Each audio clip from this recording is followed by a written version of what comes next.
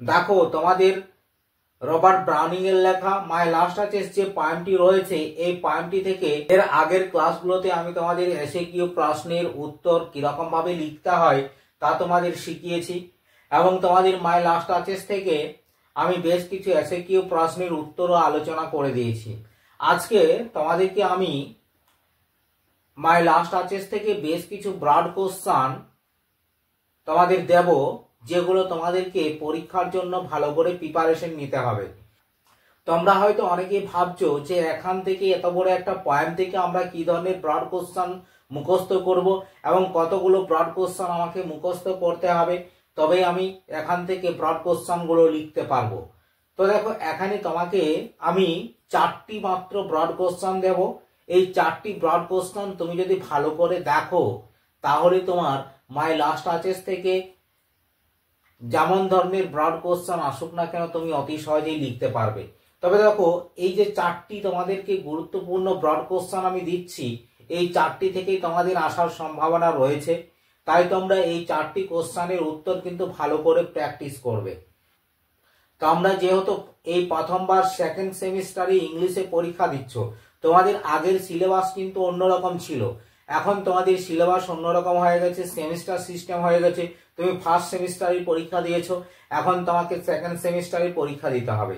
তাহলে সেকেন্ড সেমিস্টারে তোমাদের যে পয়েমটি রয়েছে মাই লাস্ট আর্চেস, এই পয়েমটি থেকে তোমাদের কি ধরনের ব্রড কোশ্চেন আসবে সেই কোশ্চেন গুলো তোমরা একবার দেখে নাও।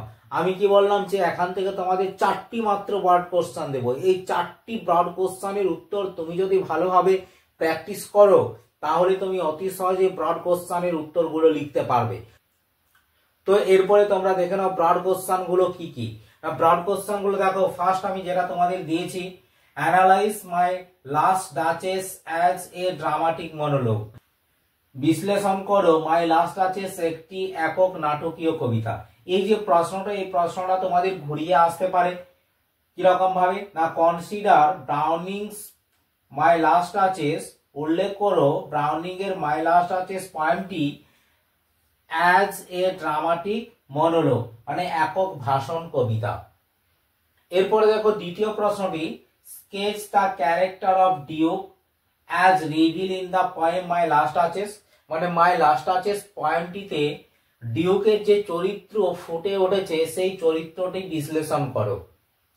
তোমাদের এই প্রশ্নটিও কিন্তু খুবই গুরুত্বপূর্ণ, তাই তোমাদের এই প্রশ্নের উত্তরটাও ভালোভাবে তোমাদেরকে প্র্যাকটিস করতে হবে এবং তোমাদের ফাইনাল পরীক্ষাতে এই ধরনের ব্রড কোশ্চেন গুলোই তোমাদের আসবে। এরপরে দেখো কোশ্চেন নাম্বার 3 তে বলা হয়েছে, sketch the character of duchess in the poem my last arches.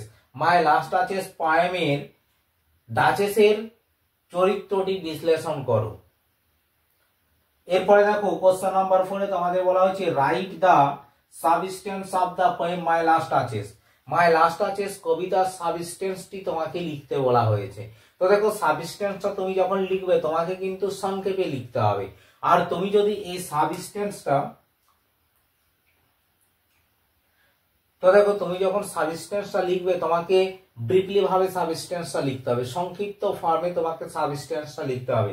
আর তুমি যদি এই সাবস্টেন্সটার উত্তরটা করতে পারো, তাহলে তুমি তোমাদের মাই লাস্ট আর্চেস যে পয়েমটি রয়েছে, এই পয়েম থেকে তোমাদের যেমন ধরনের প্রশ্ন আসুক না কেন, তুমি অতি অবশ্যই অ্যান্সারটা লিখতে পারবে। তো দেখো, এর পরবর্তী ভিডিওতে আমি এখানে তোমাদের যে গুরুত্বপূর্ণ ব্রড কোশ্চেন গুলো দিলাম, এই ব্রড কোশ্চেনের উত্তর সহ আলোচনা করব। আজকে ভিডিওটা এই পর্যন্ত। ততক্ষণ তোমরা আমার এই চ্যানেলটি সাবস্ক্রাইব করে অল নোটিফিকেশন অন করে দিন। যখন আমি মাই লাস্ট আর্চেস পয়েমের যে গুরুত্বপূর্ণ ব্রড কোশ্চেন গুলো তোমাদের দিলাম, এই গুরুত্বপূর্ণ ব্রড কোশ্চেনের উত্তরগুলো আমি যখন আলোচনা করব এবং তোমাদের ভিডিওটা প্রোভাইড করব, তখন তোমরা সেই ভিডিওটা সবার আগে পেয়ে যাবে। তাই ততক্ষণ তোমরা আমার চ্যানেলটি অবশ্যই সাবস্ক্রাইব করে রেখো এবং আমার চ্যানেলের সাথে থাকো।